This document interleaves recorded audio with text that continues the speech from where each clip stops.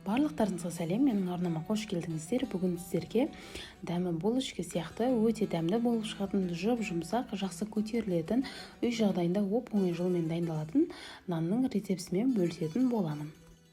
Үйіңізге қонақ келген кезде осылай мен сияқты мини лепешка етіп жауып алсаңыздар, ұялмай ұсынатын өте дәмді және де сырт көрінісі өте әдемі болып шығатын нанның рецептісі менімен бірге дайындап көріңіздер. Видеоны соңына дейін қарауды ұмытпаңыздар. Біз ең алдымен ыдысымызға жылы су мен жылы сүтімізді құйып аламыз.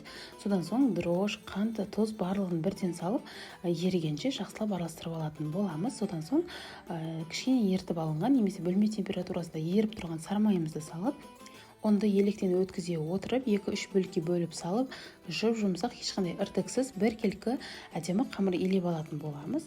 Онда 700-800 грамм деп мөлшермен жаздым. Сіздерде оның тығыздығына байланысты көбірек немесе аздау ұн кетуі мүмкін. Сондықтан жай-жаймен 2-3 бөлікке сала отырып, осылай жұп-жұмсақ қамыр илеп алатын боласыздар.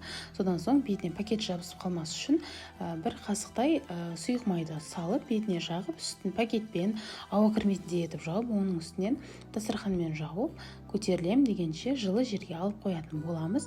Менде қамырым 45-50 минутта көтеріліп шықты, яғни 1 сағатқа жетпей осындай пышный өте әдемі болып көтеріліп шықты. Енді бұл қамырымызды зуаларға бөліп алатын боламыз. Мен мини лепешка істеген болғандықтан 10 бөлікке бөліп алдым. Сіздер үлкендеу нан жабам десеңіздер 3-4 бөлікке бөліп алсаңыздар болады.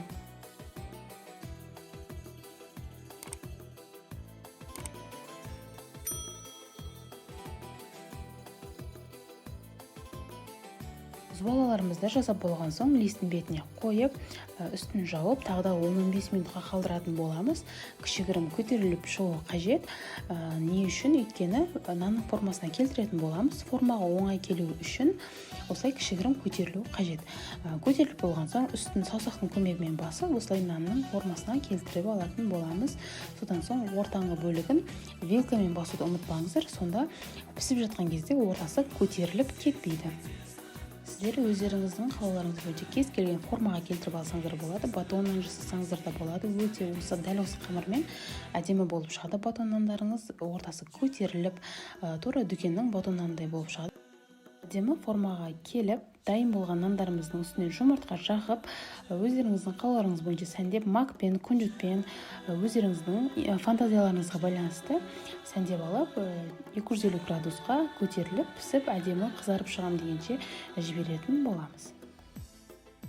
Құрметті қыз-келіншектер, менің арнама жаңадан келген қонақ болсаңыздар, тіркелу өтіңіздер, өйткені менің арнамда күнделікті жаңа видео рецепт шығып отыратын болады. Тегін мастер-класстармен бөлісетін боламын.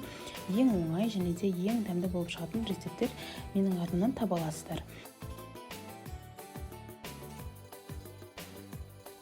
Ал қыздар, біздің өте керемет булочка сияқты дәмі тіл үйретіндей нанымыз дайын, пісіп шықты. Міндетті түрде осы рецептпен дайындап көріңіздер. Бір рет осы рецептпен дайындасаңыздар, басқа нанның рецептіне қарамайтын боласыздар, өйткені өте дәмді болып шығады. Шынымен де қонақ келгенде ұсынсаңыздар да түрі де өте керемет болып шығады. Менімен бірге болғандарыңыз үшін рахмет. Рецепт ұнап жатқан болса, лайк басып, комментарий қалдыруды ұмытпаңыздар. Және де қоңыраушаны басып қойыңыздар. Менде жаңа видео рецепт шыққан кезде сіздерге хабарлама баратын болады. Ал ас болсын қыздар, сау болыңыздар.